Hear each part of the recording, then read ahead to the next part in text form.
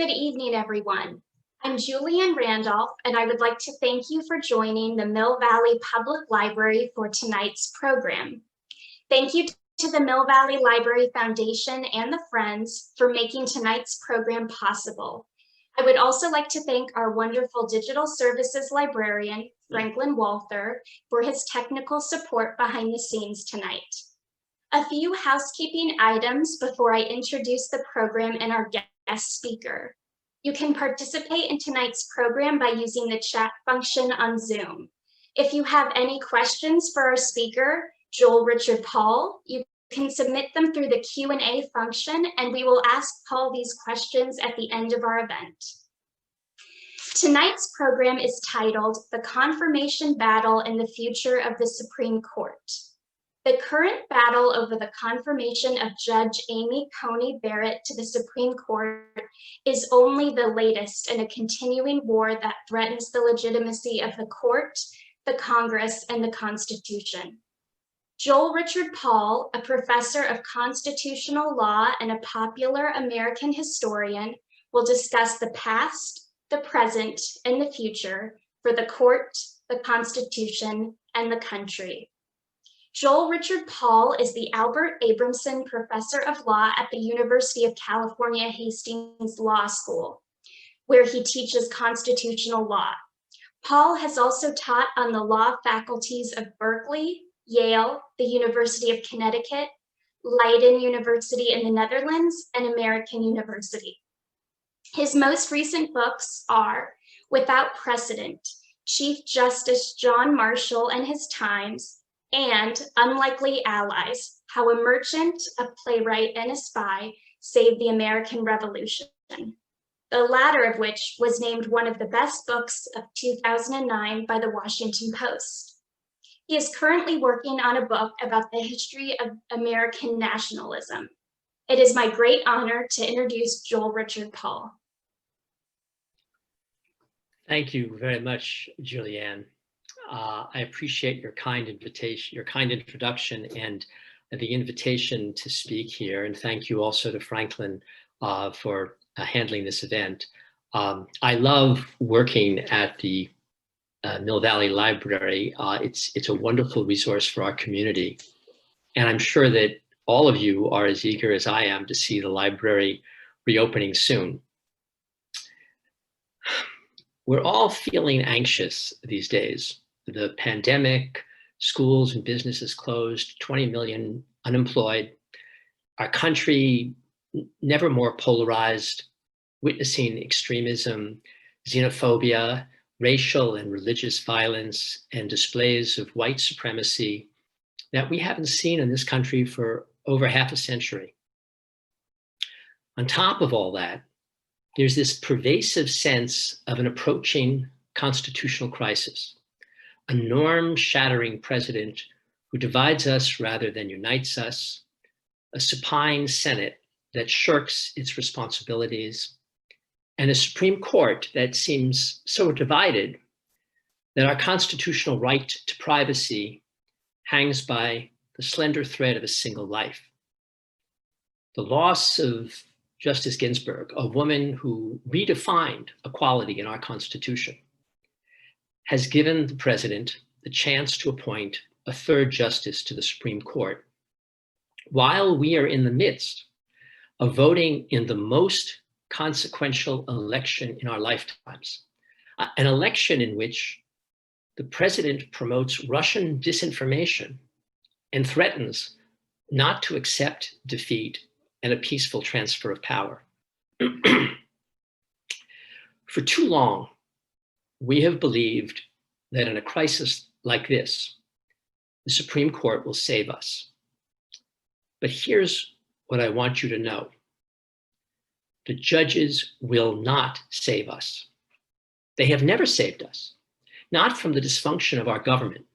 They did not save us from the Alien and Sedition Acts, the expulsion of Native American tribes, the enslavement of Black people, Jim Crow, the Red Scare, the Japanese internment, or McCarthyism. At every political crisis point in our history, when our rights were threatened, the Supreme Court failed to defend the Constitution. This court will not save us. We must save ourselves. And that's what elections are for. The United States is the only democracy in the world where so much attention is paid to the appointment of a single judge to the nation's highest court. My international graduate students at Hastings often ask me, why is everybody so fixated on the personalities in the Supreme Court? My academic colleagues at foreign universities would have no idea who actually sits on their highest court. This preoccupation with our judiciary is deeply, deeply rooted in our history and our culture. Writing in 1835, de Tocqueville noted that scarcely any political question arises in the United States that is not resolved sooner or later into a judicial question. Even way back then, he observed that the peace, the prosperity, and the very existence of our union are vested in the hands of the Supreme Court. The Supreme Court's role in American life is the legacy of Chief Justice John Marshall, who elevated the court as a co-equal partner in the federal government and established the court's supremacy in the interpretation of our Constitution. How courts interpret the Constitution is the subtext for the confirmation battle that has been taking place in the Senate. Judge Amy Coney Barrett claims that, like Justice Scalia, she is a textualist, meaning that she just reads the plain text of the Constitution and applies it mechanically, like she was reading a recipe. Textualism, we're told, is the prophylactic against judicial activism. We don't have to worry about what judges think, what Judge Barrett's personal views or biases might be, because she's just going to follow the recipe. This sets up a false dichotomy between textualism on the one hand and activism on the other. In fact, you can be both a textualist and an activist. Since 1972, the majority of our justices have been appointed by Republican presidents. Every one of those justices was considered a strict conservative textualist at the time of their confirmation. Yet the court has been more activist than ever in our history. In the last 20 years, for example, we have seen more federal and state laws and regulations overturned by this court than at any other 20-year period in our history. This conservative majority stopped the vote counting in Florida in 2000 and carved up the Affordable Care Act in 2012. It was Justice Scalia who wrote the decision overturning 75 years of precedent to strike down the prohibition on owning an unlicensed handgun in DC versus Heller. And it was Justice Kennedy who eviscerated a century of precedents to invalidate federal limits on corporate political contributions in Citizens United, even though there is no mention of corporations or corporate rights in our Constitution. Indeed, in fact, at the time the Constitution was drafted, there were scarcely any corporations in the United States. And it was Chief Justice John Roberts who tore the heart out of the Voting Rights Act in Shelby County versus Holder.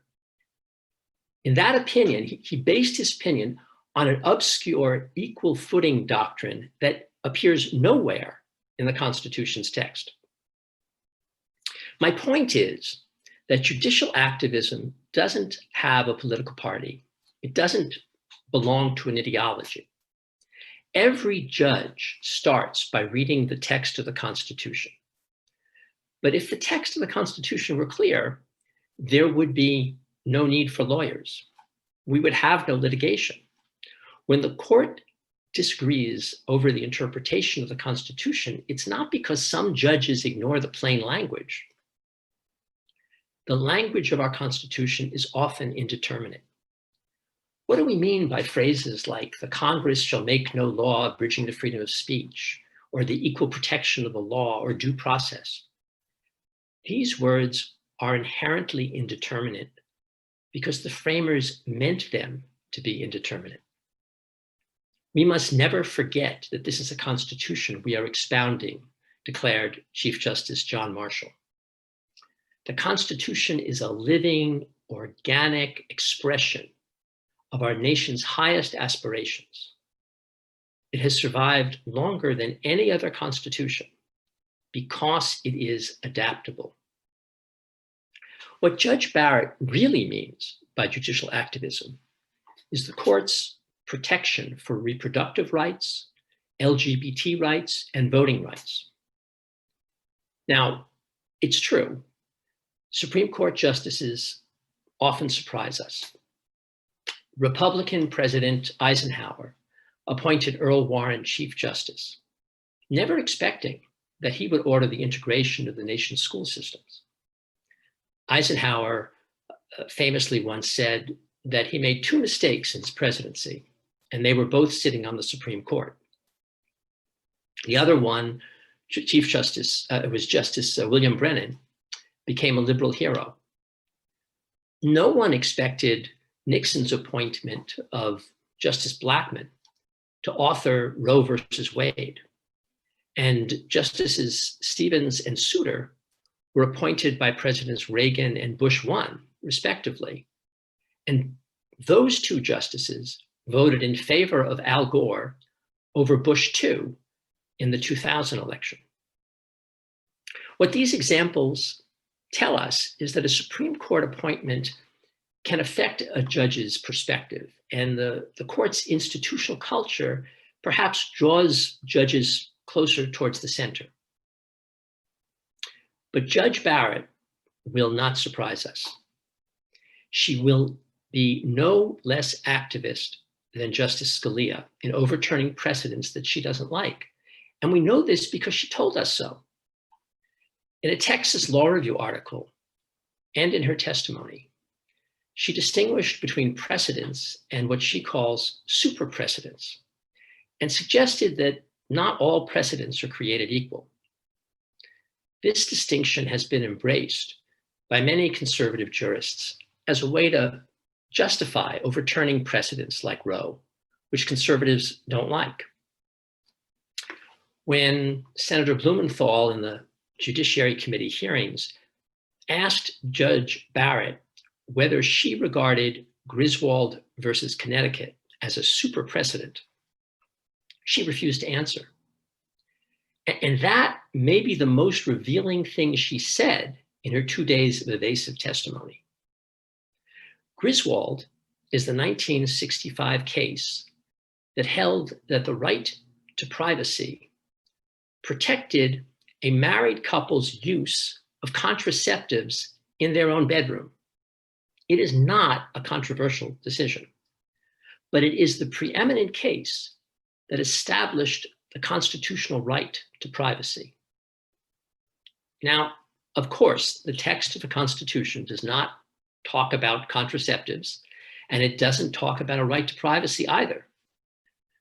But the Constitution protects something called liberty. And what does liberty entail? It is more than freedom from bondage or imprisonment. Justice Kennedy wrote in Lawrence versus Texas that liberty presumes an autonomy of the self that includes the freedom of thought, belief, expression, and certain intimate conduct. Surely, at a bare minimum, liberty must then include the right of consenting married adults in their own homes to have intimate relationships. But if it's not in the text of the Constitution, Judge Barrett isn't so sure. Well, neither is the right to vote in the Constitution, nor is the right to earn a living or the right to raise your own children. This is not the first time that a nominee has been exposed for her extreme views, or that She is considered to be outside the mainstream.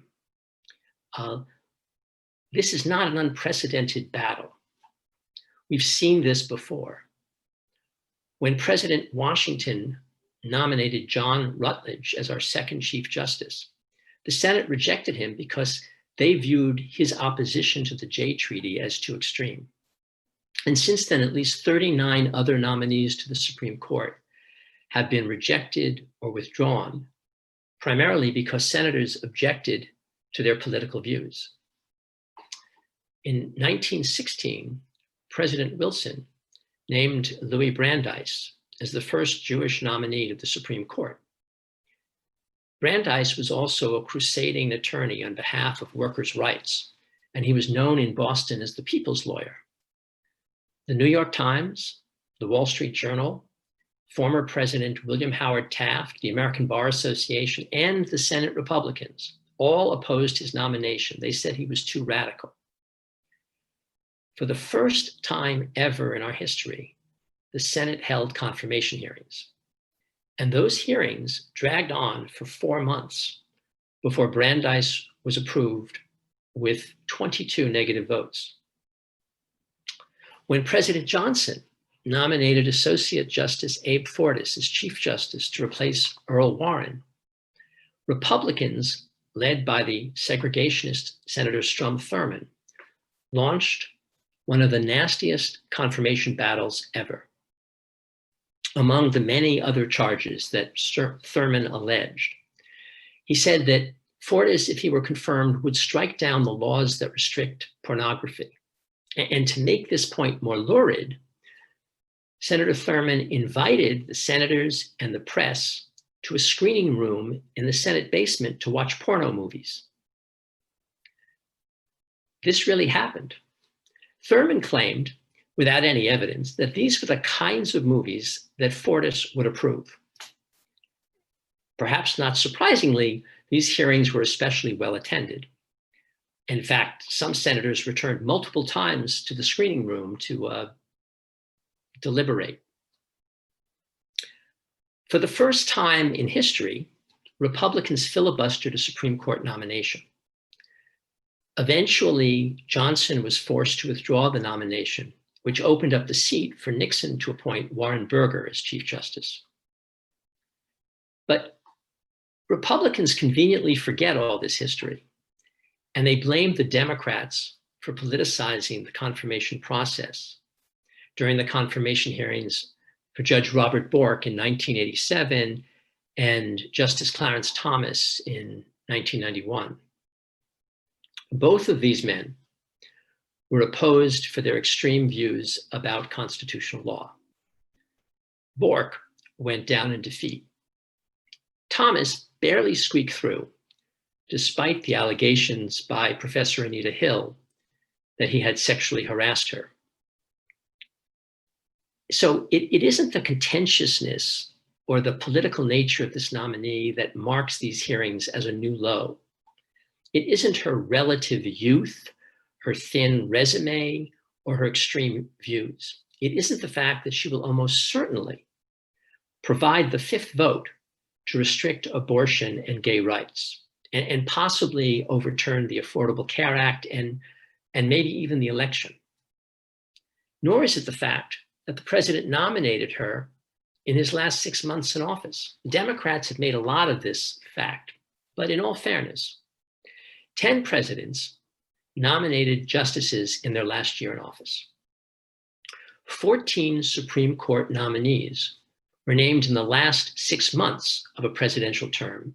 7 were named in the last 30 days.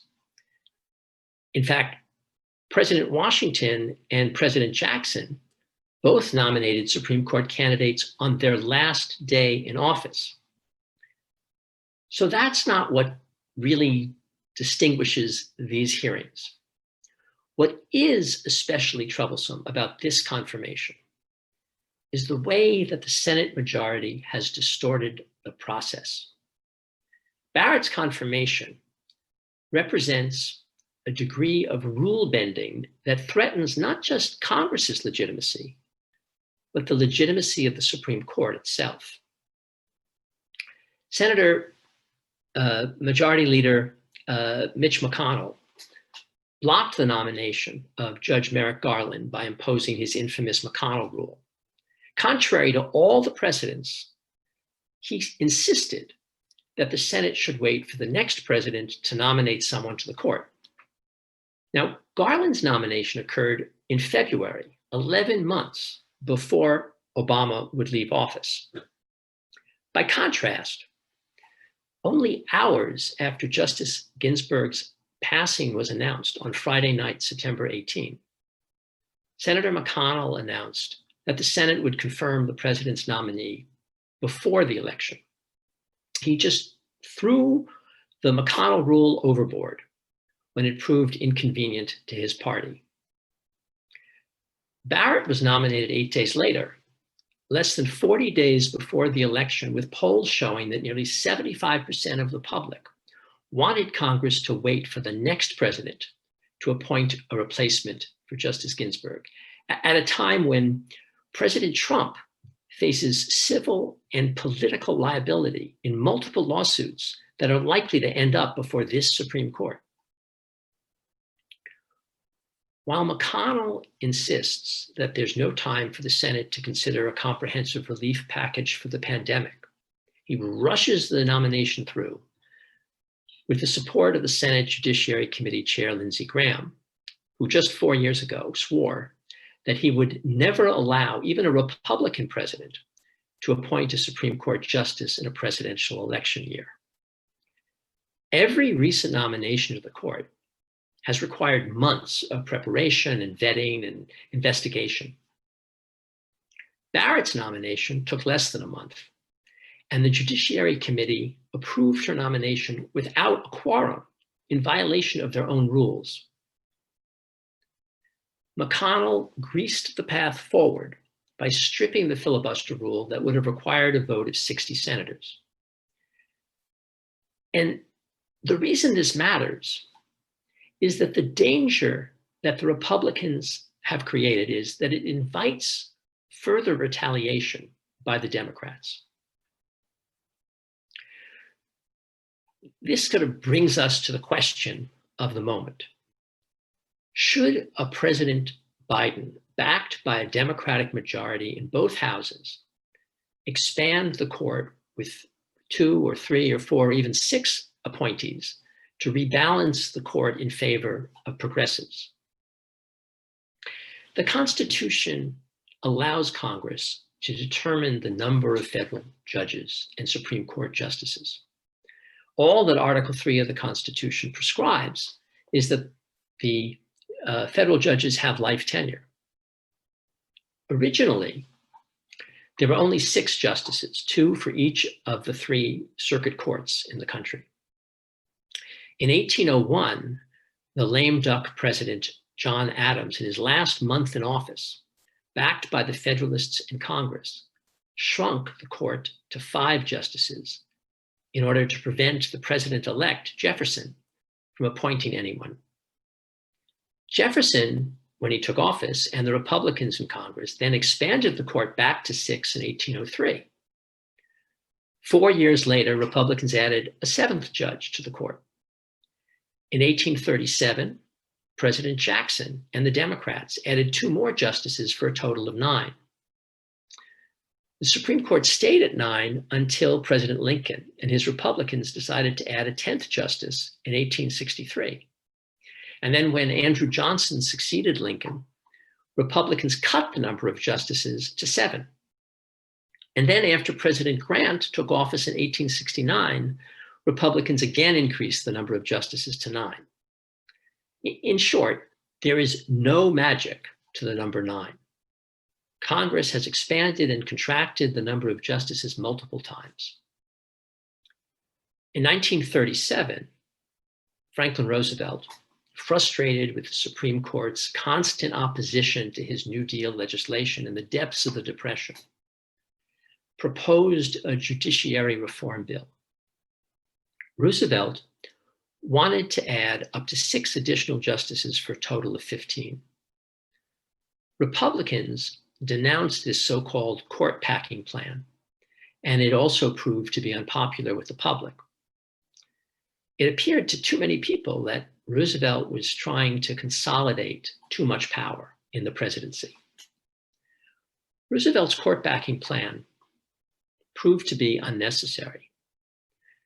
One of the court's most conservative justices, Van der Venter, retired in 1937, and the Supreme Court, in a series of decisions then, reversed its earlier holdings on progressive labor and New Deal legislation. After the court upheld the National Labor Relations Act in the Jones and Laughlin Steel case, the Senate went ahead and rejected the Courtpacking Plan by a vote of 70-20. In other words, Roosevelt got what he wanted without having to enlarge the court. Rebalancing the court by adding justices is well within Congress's power, and it's consistent with these precedents. But it should only be used as a last resort, because it risks triggering a cycle of retaliatory measures that would increase the polarization on the court and diminish its stature. If President Biden and the Senate Democrats are elected, they should negotiate a grand bargain with Republicans to restore balance to the court and legitimacy. Everyone agrees the confirmation process is broken. And the failure of the confirmation process, I believe, is a symptom of something much bigger. Our political system is failing. The genius of the Madisonian Constitution was a system of checks and balances carefully calibrated to ensure that no one faction, no single interest group, no party would dominate the government. Power would be shared and widely dispersed, and each branch of government would jealously guard its own prerogatives. Ambition must be made to counteract ambition, Madison wrote. Congress no longer works. It doesn't check the president's powers. It doesn't even guard its own prerogatives. It rarely passes significant legislation of any kind. It avoids the fundamental persistent issues like climate change, immigration, gun control, poverty, or education. Instead, members would prefer to debate wedge issues like reproductive rights or same-sex marriage to generate sound bites and campaign contributions. We can no longer hold our elected representatives accountable because we no longer elect them. We have a gerrymandered system in which the representatives choose their constituents rather than voters electing the representatives. And as a consequence, in this year's election, more than 90% of the seats in Congress go unchallenged. Congressional representatives run in districts that are safe red seats or safe blue seats. The only genuine contest then is the party primary, where most of the voters are themselves party activists. And the result is that candidates who tilt far to the left or far to the right are more likely to win these contests.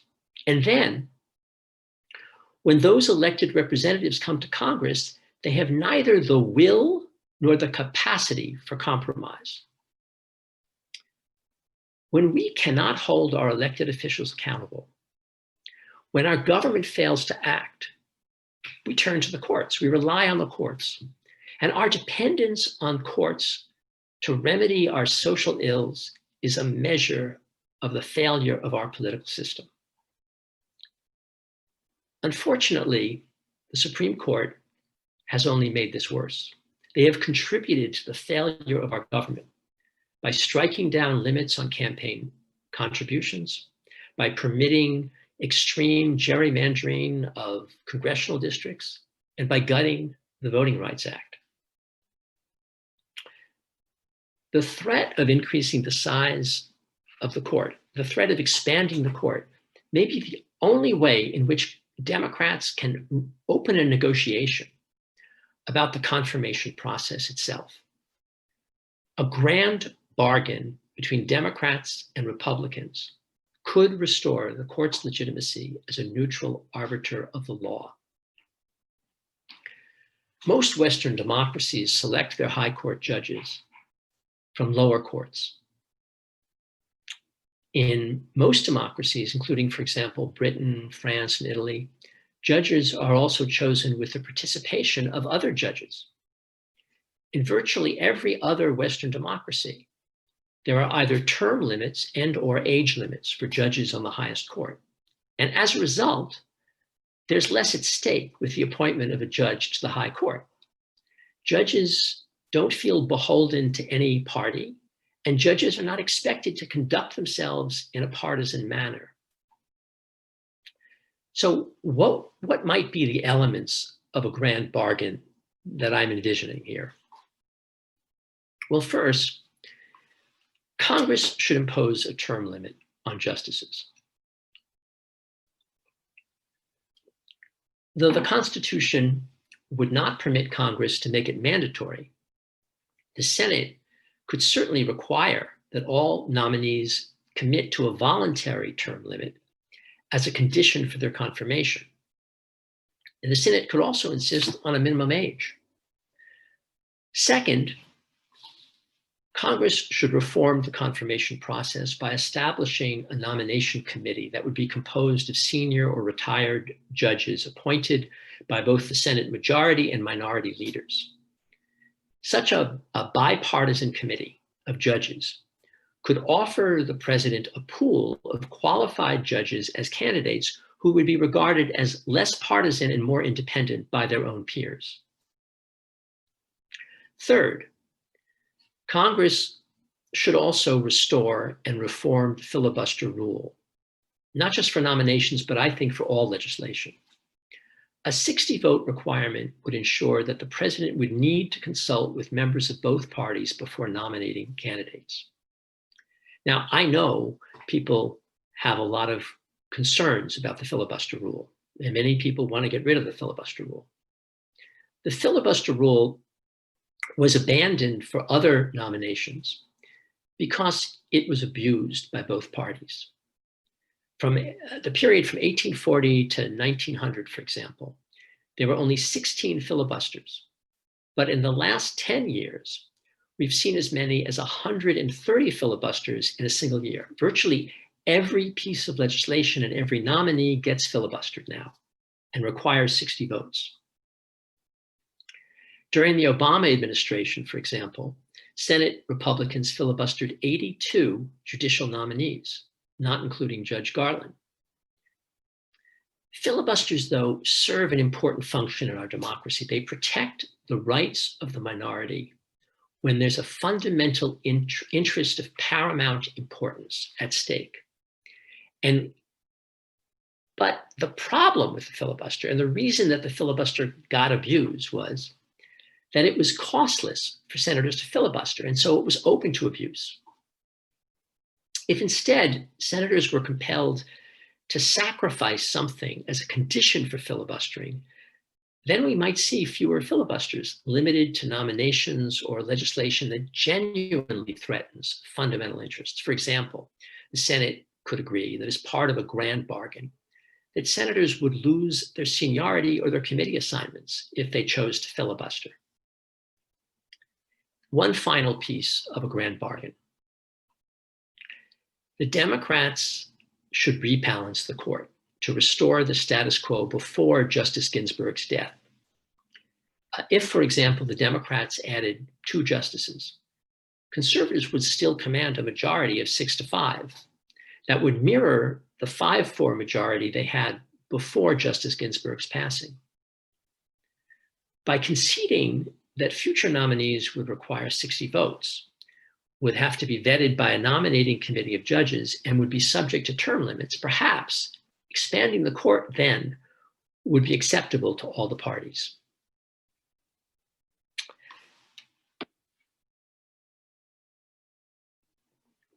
One final point. As I said, this confirmation battle is a symptom of a political system that is not working. We've got to stop using the Supreme Court as a surrogate for our politics. We've got to find another way to do politics. In politics, there's always going to be another round. There's going to be another chance at bat. Politics isn't about obliterating your rivals. It's not about destroying their reputations. Politics is about finding consensus and reaching compromises. The toxic environment of our politics has made us too dependent on judicial remedies. We shouldn't expect that the courts are going to impose a solution for every problem we face. We are bound to be disappointed if we rely on the courts to save us from ourselves. But in a democracy, we have the opportunity and the obligation to engage with our fellow citizens, not just in election seasons, but at all times, in all places. John L. Lewis reminded us in his last injunction to his fellow citizens that democracy is not a state, it is an act, and each generation must do its part to build what we call the beloved community. Courts or Congress are not the only forum in which to enact democracy. We need to inform, to debate, to listen, and to reason with our fellow citizens, to find a common language of consensus and compromise. Let's hope that after this awful, bitterly divisive election, when all of the ballots get counted, when the tumult and the shouting dies, that we can start again to renew our democracy with civility and humility, holding our truths lightly in the common pursuit of consensus. Thanks. Thank you, Joel Paul, for that wonderful, engaging, thorough talk and history of our Supreme Court. We have a few comments that have come in, and I just want to remind our audience that you can put questions through either the chat or the Q&A, and I'll catch them, and we'll ask Joel your questions. There were a few comments that came in about adding more judges to the court. One of our viewers says that she doesn't feel it would be realistic to add more judges, and having more cooks in the kitchen when we already have a plethora of plurality decisions might inspire multiple dissents. This same viewer also said that it will be too late for the next 30 years. Barring an unforeseen event, there will be no further appointments after Breyer retires or passes away, and that one seat is not enough. Right. Well, thank you for the question. It's a great question.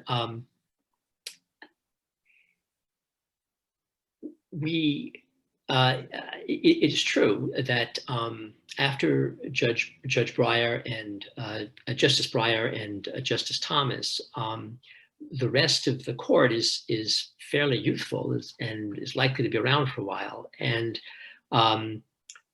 we are likely to continue to see a court with a supermajority of conservative justices. I don't think that it is a good idea for the Democrats, should they win the election, and I'm just making that assumption here. If the Democrats win the election, I don't think it is a good idea for the Democrats to simply force their way in like a bull in the china shop and say, we're going to add 3 more justices or 4 more justices and give ourselves a majority on the court.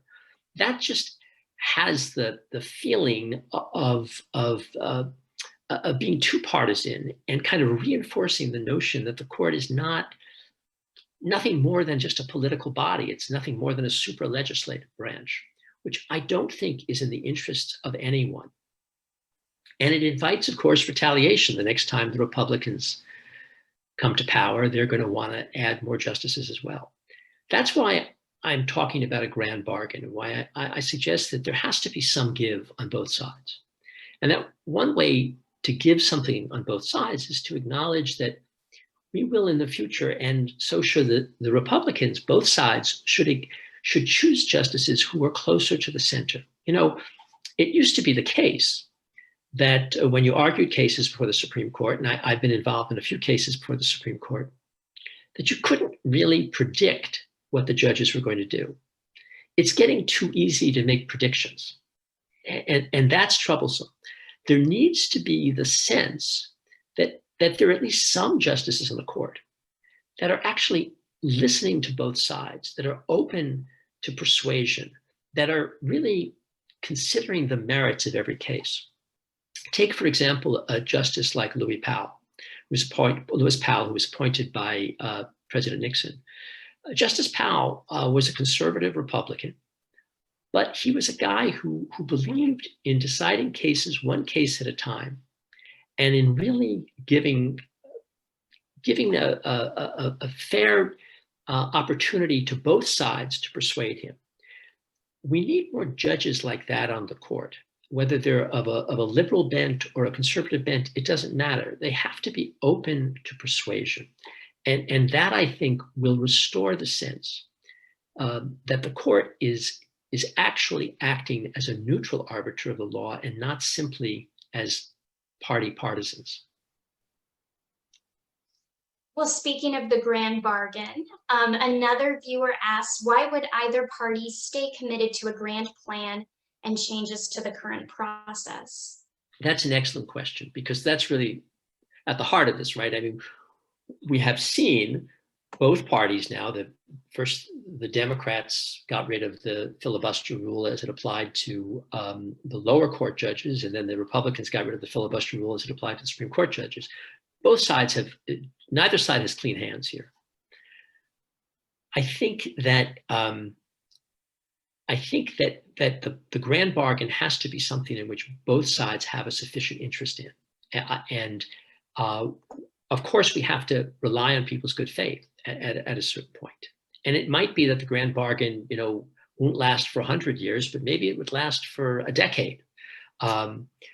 Not too many things last that long in politics, but at least we would have some basis on which to move forward from this point in a way that would restore some of the luster and the legitimacy to the court itself and to the process by which we confirm judges to our highest court.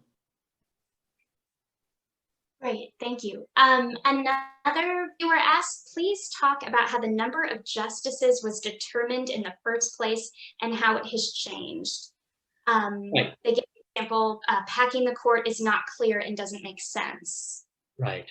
Good question. So the Constitution doesn't prescribe the number of justices. It simply says that there will be a Supreme Court. They left it up to Congress in the Judiciary Act of 1789 to decide how many courts there would be, how many lower courts there would be, what the courts would be, how the courts would be composed, how they'd be organized, and how many justices there would be on the Supreme Court. They thought 5 was a fair number. I guess they chose an odd number because they felt that it would be more likely that way you'd have you wouldn't have an even split. But as I described, the number of judges on the court has ranged from 5 to 10. It has expanded and contracted repeatedly. It's only been 9 judges since 1869, and that was just really because the Republicans in Congress wanted to give Grant more seats to fill. That's how we ended up with 9 judges. So there's nothing magical about that number. And I should point out that most other countries' Supreme Courts have a far greater number of judges. Oftentimes the judges sit in panels rather than as a total body. But there's nothing unusual about having a large bank of judges. In the Ninth Circuit, for example, oftentimes cases are heard en banc, which means the entire circuit hears the case at once. I forget how many judges that is, but I think it's like 20, 21, 22 judges now on the Ninth Circuit. It is entirely possible to have a court with 10 or 12 or 15 judges. I don't think it would be advisable to add that many judges. But I do think the addition of 2 more judges, as I'm suggesting, which would give the conservatives still a 1-vote majority, but with the Chief Justice John Roberts somewhat in the middle, a little bit more independent than some of his other more doctrinaire colleagues, there's at least the possibility there that the court may surprise us, that we can't anticipate, we can't know for certain what the outcome is going to be. And I should also point out, there's another way in which this is in the interests of Republicans and conservatives as well, and that is this. There's a very good chance, I hope it doesn't come to this, but there's a very good chance that the election may again get decided directly or indirectly by this Supreme Court. And how is it going to look if the 6 Republican-appointed judges on the court vote for President Trump and the 3 Democrat-appointed judges vote for Mr. Biden? I mean, what is that going to say about our democracy? It's not a good thing for a democracy to have judges behaving like political partisans. We need more justices because we need to open up a space there for motion and movement and the opportunity for compromise on the court and a greater legitimacy in the eyes of the public. Great, thank you. We also have quite a number of comments that are approving of your suggestion for implementing term limits. On that note, we also have a question from Potter. Why did the founders have life terms for the justices? Yeah, that's a great question. So, according to the Federalist Papers, the reason that we gave life terms to the justices was to ensure that they would be independent, that they wouldn't be thinking about their next career move, and that they therefore would be less likely to be deciding cases in ways that might, open up new opportunities for themselves.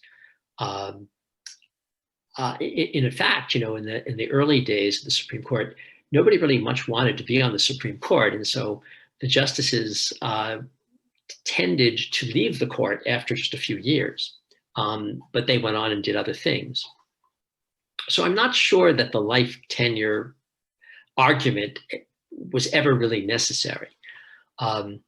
What most other countries do when they have term limits on their justices is that they rotate justices through. And so you might be on the high court for a period of years, and then you go back to the district court, to the circuit court level. And that seems to me to be a perfectly reasonable thing for the judges to do. And if there's a concern about, well, I don't want to have some justice, deciding a case involving the chemical companies and then going to work for a chemical company, well, we can impose limits on what judges do after they leave office. Great, thank you. Speaking of the Federalist Papers, we have a question from Kate. She asks, can you speak to the influence of the Federalist Society regarding Supreme Court appointments and if there are any countervailing influences? Yeah, that's very interesting. One of my professors at law school, Charles Freed, was instrumental in establishing the Federalist Society. He was one of the leading figures at the beginning of the Federalist Society.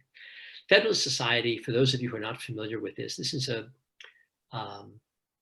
group of lawyers and law students around the country. It's been in existence now for, I guess, 40 years. And they have been extremely effective at grooming people for the federal judiciary. They literally recruit people in law school. They provide all sorts of support for student organizations in law school. They bring in speakers and have various benefits for people who are interested in that. They have publications and they try to encourage conservative ideologies. And then they then promote these folks. And basically, Justice Thomas, Justice Alito, Justice Kavanaugh, Justice Gorsuch, and Justice Roberts, as well as Judge Barrett, all of them are sort of alumna of the Federalist Society. They're all people who were vetted, supported, promoted by the Federalist Society. And they don't just promote them, they also act as a kind of placement service for judicial clerks. So the Federalist Society will recruit students from law school and then help to get those clerks placed with certain judges. And many of the justices on the court now basically just turn to the Federalist Society to sort of vet the clerk candidates for them. So there's this enormously effective organization that has very significantly shifted the direction of the law. And so I think it's significant, and that's why I brought this up, that in this past week's New York Times, my professor, Charles Freed, who was Solicitor General of the United States under President Reagan and one of the sort of legal architects of the Reagan Revolution, he wrote an article criticizing the current court for its reactionary policies and calling for the expansion of the court to try to rebalance the court. And I think that's significant when the guy who really was at the founding of the Federalist Society thinks the court now has gone too far. That is very interesting. Thank you for walking us all through the Federalist Society. Another question from Lynette. Can we institute a legal moratorium on filling an open justice seat if a president has less than a year left in their term? Well, we could. I don't know why we would want to do that. I mean, presidents don't get elected for 3 years. They get elected for 4 years. And, Judge Merrick Garland, for example, who, by the way, I mean, Judge Garland is a perfect example of the kind of judge I'm talking about as being well within the mainstream and acceptable to all sides. Judge Garland was nominated by President Obama when Obama didn't have a majority in the Senate, because Obama knew that he was one of the judges that Senator McConnell and Senator Graham had specifically mentioned was acceptable to Republicans, because he was very much a centrist, middle of the road kind of guy on the DC circuit. Very, very distinguished, very brilliant, very accomplished jurist, who everybody thought was fair-minded, was a guy who would listen to both sides. He's exactly the kind of judge that we should have on the court. But I think having a moratorium on the appointment in the last year kind of goes too far. There's no reason why we should have to wait till the next election. And I don't think, if this were Obama making this appointment, my hunch is that many progressive folks wouldn't be objecting to the fact that he was making the appointment in the last 6 months of his term. What's objectionable, as I said in my talk, about this appointment is that the Republicans basically they created a rule structure and then they threw it out. I mean, they didn't have a quorum, but they figured we don't need a quorum. They didn't want to have a filibuster rule because they knew the Democrats would filibuster. They got rid of the McConnell rule. This sort of like bending the rules to accommodate your party has the effect of really tainting the process and tainting the court and the Congress. And that's what I think is most objectionable about this appointment, even though I also think that her political views are so far out of the mainstream, and that it is so troubling that even Senate Republicans would go along with this appointment knowing, because many Senate Republicans have their own doubts about Mr. Trump, knowing that the president has all of these cases coming through the courts, going after his taxes, for example. Is she going to be willing to uphold the subpoena that to requiring the financial institutions to turn over the president's taxes to New York courts? I would have my doubts about that. Is she going to be willing to recuse herself from consideration of the Affordable Care Act case, which is going to be heard on November 10, when she wrote an article criticizing Chief Justice Roberts for voting to uphold the Affordable Care Act in 2013. So those are the problems, I think, that her candidacy raises. So speaking to those concerns, Lester asks, how far from the public do you think the court could stray before they would feel pressure to deviate from their ideology? Interesting question, because as I was describing the Courtpacking Plan in 1937,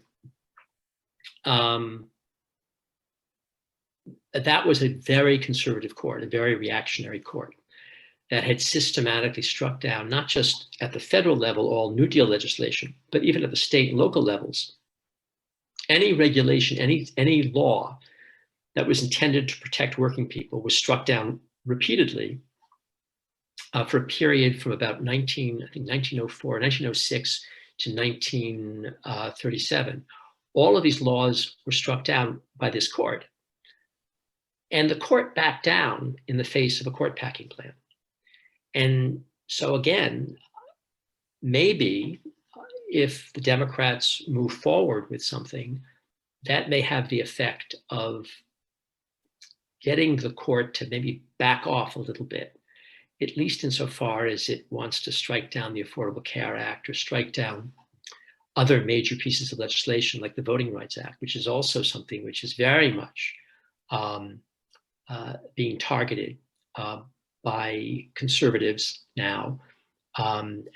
They want to eliminate the Voting Rights Act completely. Justice Thomas has written in his dissent in the Shelby County case, in his concurrence rather, in the Shelby County case, he wrote that the whole Voting Rights Act should be deemed to be unconstitutional, even though we have in the Constitution of the United States the 15th Amendment, which guarantees the right of people to vote without regard to their color. Thank you. So Doug asks, he has a comment and a question. He says he likes your plan to reform the Supreme Court nomination process. Do you know if Biden's plan so far is similar? And do you have any advice for us political activists who bug our senators and members of Congress, such as Invisible Marin? Good question. So Biden said in the debate that he would announce his plan at some future point. He announced this in the second debate when he was the town hall meeting. He said he would announce his plan at some future point after, presumably, the Senate votes on Judge Barrett and before the election. I don't know why he said that. I think that's a bad idea. I think it's a better idea to keep the plan in his vest pocket and wait to see how many senators get elected. Because if the Democrats don't have a majority in the Senate, then that's not going to happen. And if they do have a majority in the Senate, well, then it might be possible. And so it seems to me like, just commonsensically, it's not a good idea for him to disclose whatever he plans to do. I suspect that the vice president's plan will probably acknowledge the fact that he was, after all, himself the chairman of the Senate Judiciary Committee. And I think he has a very strong sense of process and the importance of comity, working with other senators and trying to get along. And so I would imagine he would take that into consideration. I think he'd be less likely to support, a plan to appoint 6 new judges. I think that wouldn't happen, but he might favor some kind of expansion of the court in light of what has happened, to try to rebalance things. And Julianne, I've lost you. Oh, there you are. I can't hear you though. So I don't know if I'm still being heard or not. Help, Mr. Wizard. Hello, everyone. Yes, Julianne seems to have frozen. Or she's listening very intently. Perhaps, Joel, this is a good opportunity to bring the questioning to an end. And thank you very much for presenting the program tonight. This was fascinating. Well, thank you very much for having me, Franklin. I always enjoy talking to my friends and neighbors at Mill Valley, and I hope I'll see you guys at the library soon. All right. Thank you very much. And thank you, everyone. And we'll see you at the next virtual after hours until we can have a real after hours again.